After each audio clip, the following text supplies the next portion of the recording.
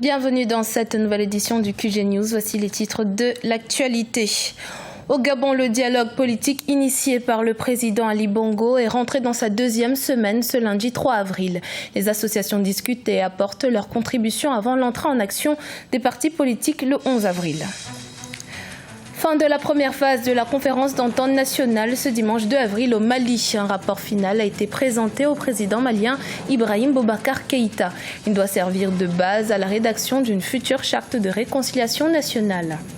Et au Niger, inauguration de la centrale électrique 100 MW de Gourou Banda. Les autorités espèrent ainsi garantir un accès à l'électricité de manière constante pour les populations. Poursuite du dialogue national inclusif initié par le président de la République gabonaise, Ali Bongo Ondimba. Les travaux en panel de la phase citoyenne prendront fin le 6 avril 2017. Les explications dans ce reportage de Douglas Toutoum, notre correspondant au Gabon. Au Gabon, le dialogue national s'est ouvert le 29 mars 2017 à Libreville. Plus de 850 ONG, associations et syndicats participent à la première phase dite citoyenne. Après 4 jours de travaux, de nombreuses propositions ont été faites au sein de chaque panel. De la lutte contre le chômage à la cohésion sociale, en passant par la réforme électorale, avec la proposition de redécoupage des circonscriptions politiques, sans oublier la réforme du Conseil national de la démocratie. Parmi les points focaux abordés dans ce panel, il figure la réforme du CND.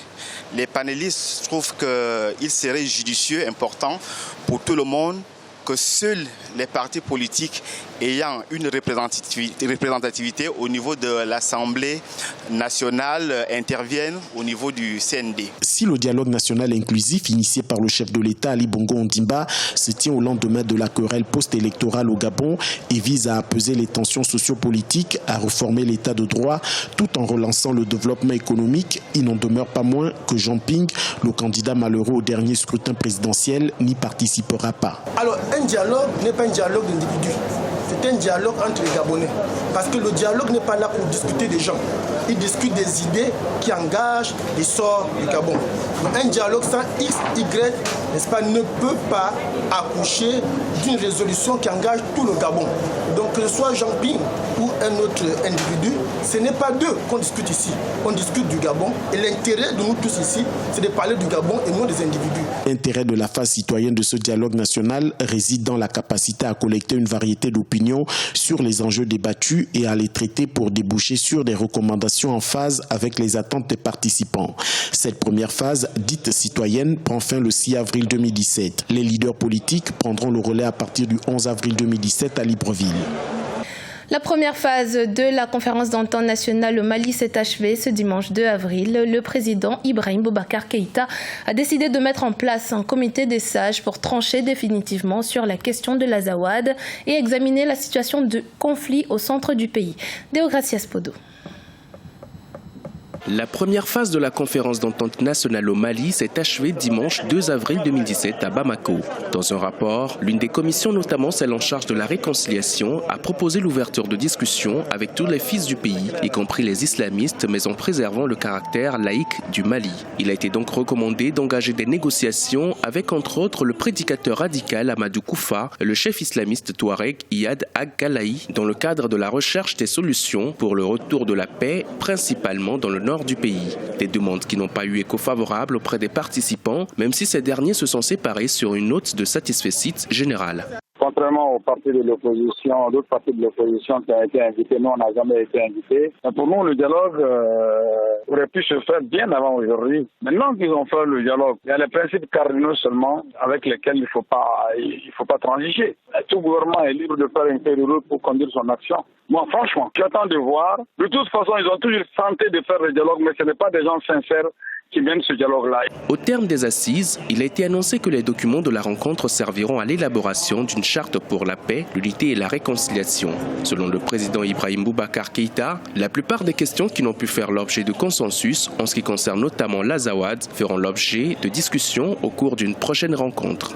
La difficulté au début de la crise malienne est que nous ne sommes plus dans le même paramètre géostratégique. La question de djihadistes également avait été abordée parce que les questions qui ont été posées, c'est les mêmes revendications qui reviennent. Les mêmes revendications qui ont été posées à l'époque par le MLLA, le Moujao. Et nous assurons que peut-être le gouvernement de Bamako, d'ici quelques mois, prendra des mesures pour convoquer une deuxième conférence internationale pour donner fond à tout ce qui a été décidé également lors de la conférence de la semaine dernière. L'amélioration de la gouvernance, la distribution équitable de la justice, la restauration de l'autorité de l'État, le développement des régions du Nord ou encore l'application des accords de paix sont entre autres les recommandations formulées par les différentes commissions installées dans le cadre de ces assises maliennes. Les participants ont également souhaité l'organisation d'une journée nationale de réconciliation et de pardon et le retour de l'autorité de l'État dans les parties du pays en proie à une grande instabilité depuis 2012. Le Mali qui doit gérer une autre situation délicate avec la grève illimitée qui se poursuit dans le secteur de la santé publique. Le Premier ministre malien Modibo Keïta a reçu lundi 3 avril des responsables de l'Union nationale des travailleurs du Mali, un syndicat auquel est affilié le personnel des hôpitaux et des centres de soins publics en grève illimitée depuis plus de 3 semaines. Objectif, obtenir de leur part une suspension de la grève d'une durée de 2 semaines. Requête rejetée par la base qui juge insuffisant ce que propose le gouvernement face à leurs revendications. Au Niger, la centrale électrique de 100 MW de Gourou-Banda est enfin opérationnelle. Un espoir pour les habitants de la capitale de Niamey de tourner la page sombre des coupures intempestives d'électricité. Les précisions de Sadou Alizé Mokhtar, notre correspondant au Niger. Une centrale électrique pour pallier les délestages et coupures intempestives du courant électrique dans la capitale nigérienne. D'un coût global estimé à 115 milliards de francs CFA, la centrale de Gourou-Banda, située au sud-est de la capitale Niamey, est le plus grand complexe électrique du Niger avec une capacité de 100 MW. Le président Issoufou Mahamadou a procédé à son inauguration ce dimanche 2 avril 2017. Un pas vers l'indépendance électrique du Niger, jadis approvisionné à plus de 110% par le Nigeria voisin. C'est un pas important vers la couverture des besoins en énergie au-delà de Niamey, de l'ensemble du Niger. Vous savez qu'on a d'autres ambitions, on a d'autres projets.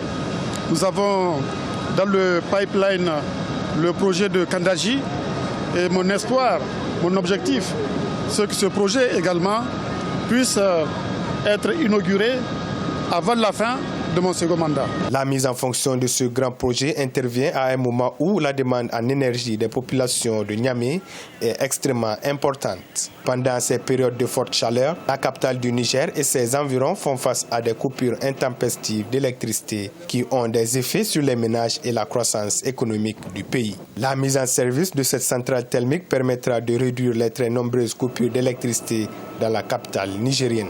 Nous allons vers l'indépendance énergétique, c'est déjà bien.